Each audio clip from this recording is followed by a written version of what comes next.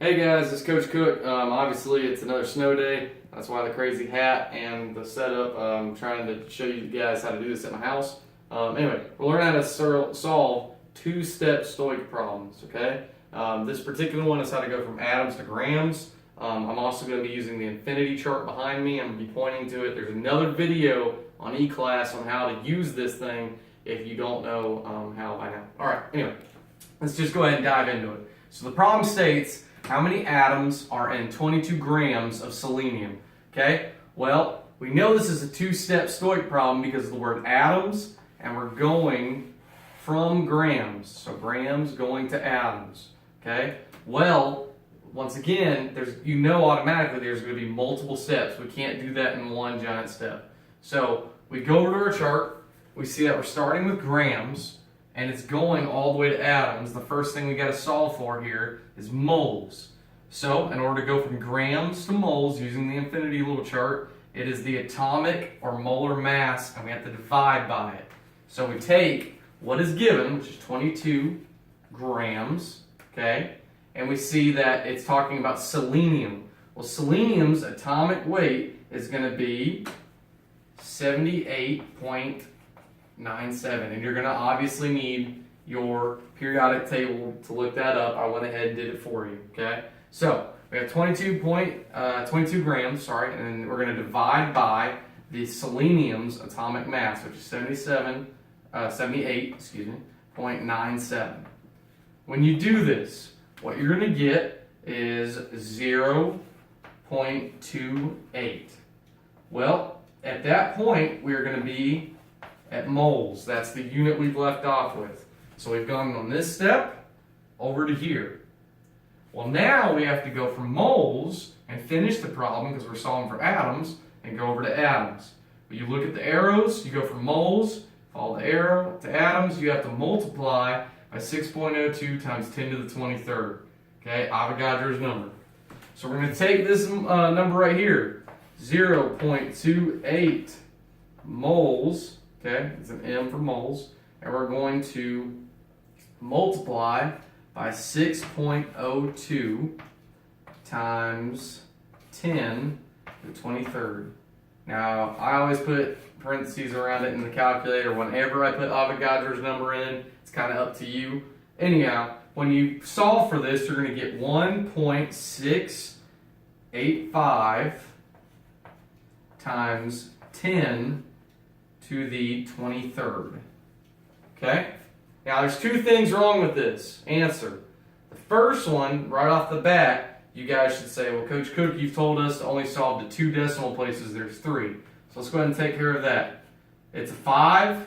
You're looking at the 8 right there, so it's going to round up. So we're going to have 1.9 times 10 to the 23rd. The next problem with this is that it's naked. It doesn't have any sort of units going with it. So go back to the front of the problem, and we're solving for atoms. So that's your answer. Okay? So we did it the easy way, the way to think through it using this type of chart. Okay?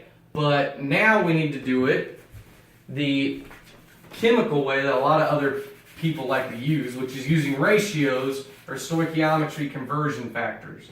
Okay? So let's do that. So in order to set up a ratio or stoichiometry conversion factor, remember the first step is write down what's given to you.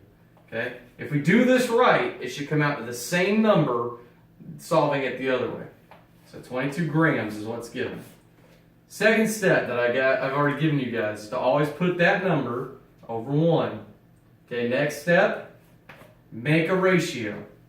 Well, I made my little ratio. We always know what's up top has to go diagonally at the bottom, so I'm going to put grams there. And then what we're solving for goes up top.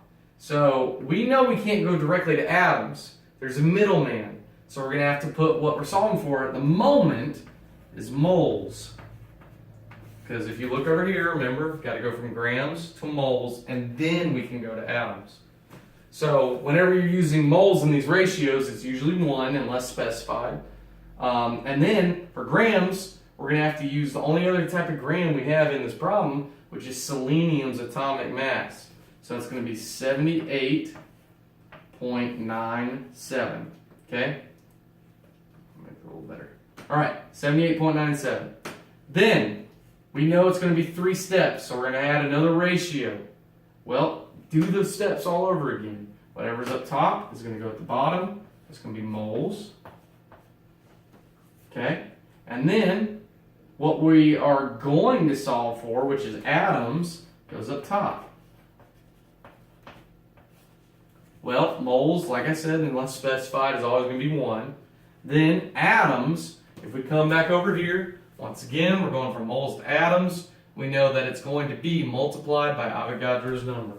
So it's going to be 6.02 times 10 to the 23rd. Okay? So we have our ratios set up, our conversion factors. We multiply across is the next step. And we're going to get a number on top and a number on bottom. Well, if you put that all in your calculator, the number you're going to get at the top is 1.3244 times 10 to the 25th over 78.97. Well, you put that in the calculator, hopefully using parentheses. Anytime you have to multiply with a power of 10 or anything like that, I would always use parentheses, and I think it decreases your chance of getting it wrong. When you do that, it should come out to, guess what? 1.69 times 10 to the 25th, or excuse me, 23rd, and it's going to be atoms. So the same thing that we got before as your answer. So 2 different ways to solve it. This way, we're going to get more into as we do more stoichiometry. So go ahead and practice with setting up conversion factors and ratios. But you could also just simply think through it and do it the simple way using the infinity chart. All right, awesome.